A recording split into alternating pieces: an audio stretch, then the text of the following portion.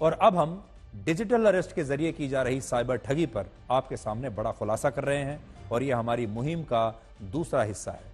आप अक्सर सोचते होंगे कि डिजिटल अरेस्ट की साइबर ठगी में जो लोग हैं, ये कौन लोग हैं जो इसमें शामिल हैं, और जब ये वीडियोस बनाते हैं जिसमें पुलिस वाले आपको पुलिस स्टेशन में बैठे हुए दिखाई देते हैं, ये वीडियो कहां से बनते हैं, ये लोग कहां से कहां बैठकर आपसे बातें करते हैं और साइबर ठगी करते हैं। तो हमारी पुलिस और सुरक्षा एजेंसियां अब इनके पीछे लग गई हैं और यह पता चल गया है कि ये लोग कहां से ऑपरेट करते हैं। आप जानकर हैरान रह जाएंगे कि डिजिटल अरेस्ट का यह नेटवर्क साउथ ईस्ट एशिया के कई देशों से चल रहा है, जिनमें कंबोडिया, वियतनाम, म्यांमार, थाईलैंड और लाओस जैसे देश शामिल हैं। इन देशों में बैठकर साइबर ठग कभी पुलिस वाले बनकर, कभी सीबीआई, कभी ईडी और या कभी कस्टम्स के अधिकारी बनकर और कभी पार्सल के नाम पर लोगों को डिजिटल अरेस्ट कर लेते हैं और उनसे करोड़ों रुपए ठग लेते हैं। इन साइबर ठगों में ज्यादातर वो लोग शामिल हैं जिन्हें भारत से 1.5 लाख से 2 लाख रुपए की सैलरी का झांसा देकर कंबोडिया और वियतनाम जैसे देशों में ले जाया गया और उसके बाद इनका पासपोर्ट वहां पर छीन लिया गया और इन लोगों को साइबर स्लेव या डिजिटल गुलाम बनाकर ठगी के काम में लगा दिया गया। इनमें से ज्यादातर लोग भारत के हिंदी भाषी राज्यों से होते हैं, जिन्हें हिंदी अच्छी तरह से आती है, इसलिए इनकी भाषा और बातें सुनकर लोग इन्हें असली पुलिस वाला या कोई दूसरा सुरक्षा एजेंसी का अधिकारी समझ बैठते हैं और फिर इनके झांसे में आ जाते हैं। ये तस्वीरें आप देख लीजिए, कहां से ये सारा ऑपरेट होता है वो तस्वीरें आ गई है। कंबोडिया में भारत के दूतावास ने यहां नौकरी के इच्छुक लोगों के लिए एक एडवाइजरी जारी की है और कहा है कि यहां टूरिस्ट वीजा पर नौकरी के लिए ना आए, ये अवैध है और आप मानव तस्करों के जाल में फंस सकते हैं जो ऐसे भारत के लोगों को ऑनलाइन स्कैम और दूसरे अवैध गतिविधियों में शामिल होने के लिए वहां ले जाकर मजबूर कर देते हैं। होम मिनिस्ट्री की cyber wing Indian cyber crime coordination centre के सूत्रों के मुताबिक डिजिटल अरेस्ट के जरिए साइबर ठगों ने इस साल 2140 करोड़ रुपए ठगे हैं। सोचिए, 2000 करोड़ रुपए से ज्यादा की यह ठगी सिर्फ पिछले 10 महीनों में हुई है। इस तरह साइबर ठगों ने हर दिन 6 करोड़ रुपए भारत के लोगों से लूटे हैं। अक्टूबर तक डिजिटल अरेस्ट से संबंधित 92,334 मामले गृह मंत्रालय के साइबर विंग में दर्ज हो चुके हैं। गृह मंत्रालय की जांच के मुताबिक ज्यादातर साइबर ठग कंबोडिया में चाइना के कैसीनो में बने कॉल सेंटर्स से ऑपरेट करते हैं।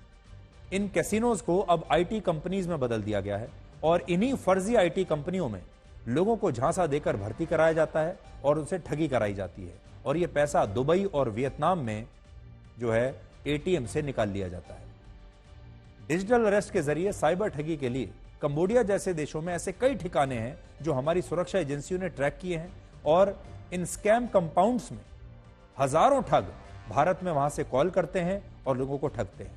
कंबोडिया, म्यांमार और वियतनाम में बैठे साइबर अपराधी अपने एजेंट्स के जरिए भारत से सिम कार्ड मंगवाते हैं और जांच में पता चला कि करीब 45,000 सिम कार्ड कंबोडिया और म्यांमार भेजे जा चुके हैं। हालांकि बाद में इन सिम कार्ड्स को भारतीय एजेंसियों ने डीएक्टिवेट कर दिया है। उत्तराखंड एसटीएफ ने लगभग 3,000 M2M सिम कार्ड सीज किए हैं। M2M यानी machine to machine SIM card. आम सिम कार्ड से ये अलग होते हैं और इनमें ग्लोबल कनेक्टिविटी के साथ डायनेमिकली नेटवर्क स्विच करने की सुविधा होती है और इनमें नेटवर्क कनेक्टिविटी भी बेहतर होती है। विदेशों में बैठे साइबर क्रिमिनल्स के पास भारत के सिम कार्ड्स उनके भारतीय एजेंट्स के जरिए वहां पर भेजे जाते हैं और हमें कुछ साइबर ठगों और उनके कॉल सेंटर्स की कुछ एक्सक्लूसिव तस्वीरें मिली हैं जो आज हम आपको दिखाना चाहते हैं। आप जरा देखिए। साइबर ठगी और साइबर अरेस्ट के लिए जो लोग पुलिस की वर्दी में नजर आते हैं, हकीकत में वो किस तरह के होते हैं, आप इस तस्वीर में जरा देखिए। विदेशों में बैठे ये नकली पुलिस वाले लोगों को डरा धमकाकर लाखों करोड़ों रुपए ठग लेते हैं और इनकी ये नकली वर्दी सिर्फ वीडियो कॉल पर लोगों को डराने के लिए होती है। इसलिए डिजिटल अरेस्ट होने या आपके साथ साइबर ठगी होने पर तत्काल आप होम मिनिस्ट्री की साइबर विंग के हेल्पलाइन नंबर 1930 पर संपर्क कीजिए। डिजिटल अरेस्ट और साइबर फ्रॉड को लेकर गृह मंत्रालय ने एक हाई लेवल कमेटी भी गठित की है और गृह मंत्रालय की इंटरनल सिक्योरिटी के सेक्रेटरी इस कमेटी को मॉनिटर कर रहे हैं। Indian cyber crime coordination centre ने सभी राज्यों की पुलिस से संपर्क किया है और ऐसे मामलों में तत्काल एक्शन के निर्देश उन्होंने दिए हैं। और अब तक 6 लाख मोबाइल फोन ब्लॉक किए गए हैं जो साइबर फ्रॉड और डिजिटल अरेस्ट की घटनाओं में शामिल रहे हैं। 709 मोबाइल एप्लीकेशंस ब्लॉक हुई हैं। 1,10,000 IMEI नंबर ब्लॉक हुए हैं। इसके अलावा साइबर फ्रॉड से जुड़े 3,25,000 बैंक खाते फ्रीज किए जा चुके हैं। और हाल ही में प्रधानमंत्री मोदी ने भी मन की बात में डिजिटल अरेस्ट और साइबर फ्रॉड की घटनाओं को लेकर लोगों को जागृत किया था।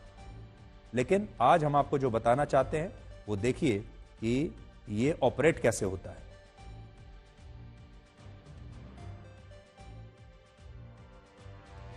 आप साइबर एक्सपर्ट हैं और आप ही के पास कॉल आ गया। बिल्कुल, मतलब काफ़ी दिन से कॉल आ रहा था, तो मैं ऑफिस में जैसे ही आया तो एकदम से मेरे पास इनकमिंग कॉल आया और जैसे ही मैंने पिक किया वो उसमें बोला कि ट्राई से आपके पास कॉल है और आपका नंबर 2 दिन में ब्लॉक हो जाएगा। आप ये देखेंगे कि इस पे ये एक पुलिस ऑफिसर मुझे अलग अलग तरीके से धमकाने की कोशिश कर रहा है कि आपके नंबर से मनी लॉन्ड्रिंग हुआ है, आपका नंबर जो है एक मनी लॉन्ड्रिंग केस में कोई सुरेश प्रभु करके है उसके केस के अंदर आया हुआ है। 20 करोड़ रुपए आपने अपना अकाउंट किसी को दिया है, पर्सनल आईडी किसी को शेयर करिए ताकि आप पैसा कमा सको। फिर उन्होंने अलग अलग तरीके से मुझसे मेरा अकाउंट नंबर मांगा। जब उनको एकदम सब कुछ प्रूफ समझ में आ गया कि हाँ ये इसको ट्रैप में लिया जा सकता है, फिर उन्होंने मुझे विश्वास दिलाने के लिए लोकमान्य तिलक पुलिस स्टेशन का नंबर गूगल पे सर्च करवाया। मतलब अगर आप गूगल पे सर्च करेंगे लोकमान्य तिलक पुलिस स्टेशन का तो एक नंबर आएगा जो कि लैंडलाइन नंबर होगा। उन्होंने उसी लैंडलाइन नंबर से मुझे कॉल किया, सेम नंबर से, ताकि उसको यकीन हो जाए कि ये कॉल पुलिस स्टेशन से आ रहा है। ये मैंने उस समय जो उन्होंने मुझे वेबसाइट भेजी थी, ये सुप्रीम कोर्ट इंडिया का एक वेबसाइट भेजा, इस पे इन्होंने मुझे केस नंबर भी भेजा।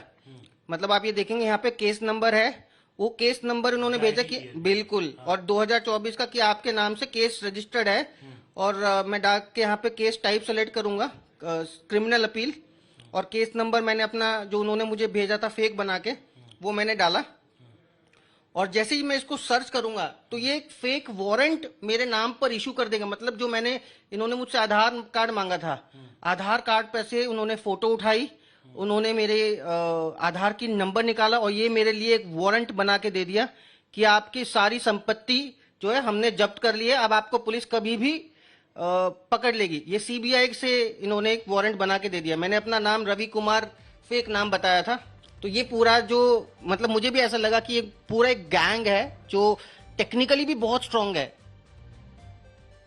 तो हमारा मकसद सिर्फ आपको ये जानकारी देना है, आपको बताना है कि इस तरह के साइबर फ्रॉड से, ठगों से आप बचकर रहिए और डिजिटल अरेस्ट जैसी कोई भी चीज हमारे कानून में है ही नहीं।